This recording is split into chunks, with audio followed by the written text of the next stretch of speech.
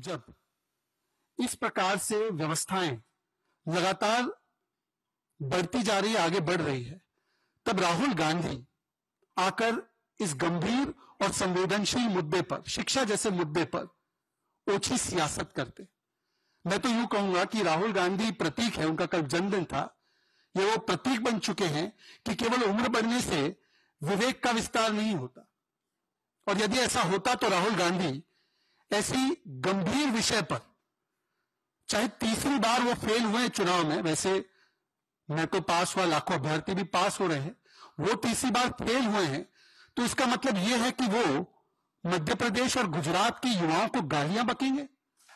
आपने उनका स्टेटमेंट देखा होगा, उन्होंने कहा कि गुजरात और मध्य प्रदेश एपिसेंटर है। आपको अगर किसी एग्जामिनेशन में कोई कमी लगती है राहुल जी, आप सांसद हैं, आप वरिष्ठ हैं आपकी पार्टी के, तो आप उस एग्जामिनेशन की खामियां निकालिए ना।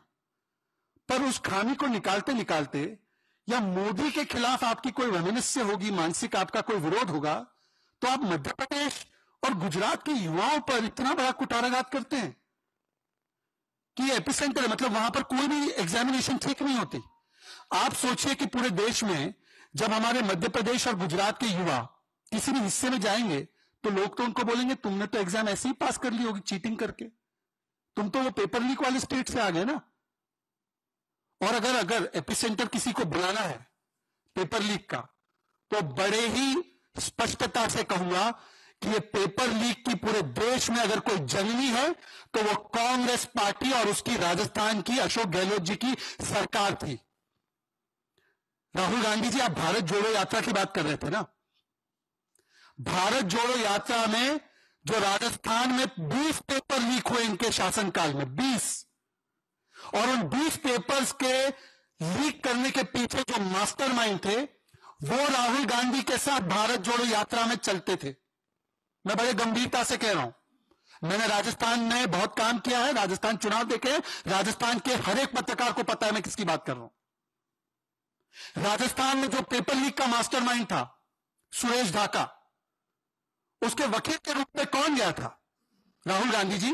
मैं आपसे पूछना चाहता हूं, मैं नहीं पूछता, आज ये मुद्दा बच्चों की शिक्षा को लेकर था, इसमें सियासत नहीं आनी चाहिए थी, पर क्योंकि आपने मध्य प्रदेश, आपने गुजरात, आपने अनेकों प्रदेशों के युवाओं को अपमानित किया, तो आज मैं उन युवाओं की ओर से सवाल पूछ रहा हूं, सुरेश ढाका का लॉयर बनकर कौन गया था?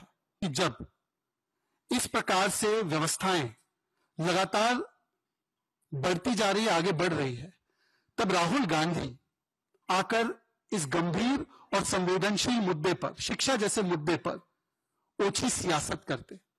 मैं तो यूं कहूंगा कि राहुल गांधी प्रतीक है, उनका कल जन्मदिन था, ये वो प्रतीक बन चुके हैं कि केवल उम्र बढ़ने से विवेक का विस्तार नहीं होता। और यदि ऐसा होता तो राहुल गांधी ऐसी गंभीर विषय पर, चाहे तीसरी बार वो फेल हुए चुनाव में, वैसे मैं तो पास हुआ, लाखों अभ्यर्थी भी पास हो रहे हैं, वो तीसरी बार फेल हुए हैं, तो इसका मतलब यह है कि वो मध्य प्रदेश और गुजरात के युवाओं को गालियां बकेंगे। आपने उनका स्टेटमेंट देखा होगा, उन्होंने कहा कि गुजरात और मध्य प्रदेश एपिसेंटर है। आपको अगर किसी एग्जामिनेशन में कोई कमी लगती है राहुल जी, आप सांसद हैं, आप वरिष्ठ हैं आपकी पार्टी के, तो आप उस एग्जामिनेशन की खामियां निकालिए ना। पर उस खामी को निकालते निकालते, या मोदी के खिलाफ आपकी कोई वैमनस्य होगी, मानसिक आपका कोई विरोध होगा, तो आप मध्य प्रदेश और गुजरात के युवाओं पर इतना बड़ा कुठाराघात करते हैं कि एपिसेंटर है, मतलब वहां पर कोई भी एग्जामिनेशन ठीक नहीं होती। आप सोचिए कि पूरे देश में जब हमारे मध्य प्रदेश और गुजरात के युवा किसी भी हिस्से में जाएंगे, तो लोग तो उनको बोलेंगे तुमने तो एग्जाम ऐसे ही पास कर ली होगी चीटिंग करके, तुम तो वो पेपर लीक वाले स्टेट से आ गए ना। और अगर एपिसेंटर किसी को बुलाना है पेपर लीक का, तो बड़े ही स्पष्टता से कहूंगा कि ये पेपर लीक की पूरे देश में अगर कोई जननी है तो वो कांग्रेस पार्टी और उसकी राजस्थान की अशोक गहलोत जी की सरकार थी। राहुल गांधी जी, आप भारत जोड़ो यात्रा की बात कर रहे थे ना। भारत जोड़ो यात्रा में जो राजस्थान में 20 पेपर लीक हुए इनके शासनकाल में, 20, और उन 20 पेपर्स के लीक करने के पीछे जो मास्टरमाइंड थे वो राहुल गांधी के साथ भारत जोड़ो यात्रा में चलते थे।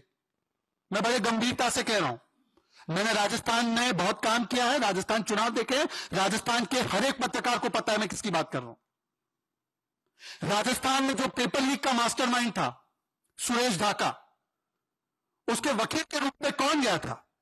राहुल गांधी जी।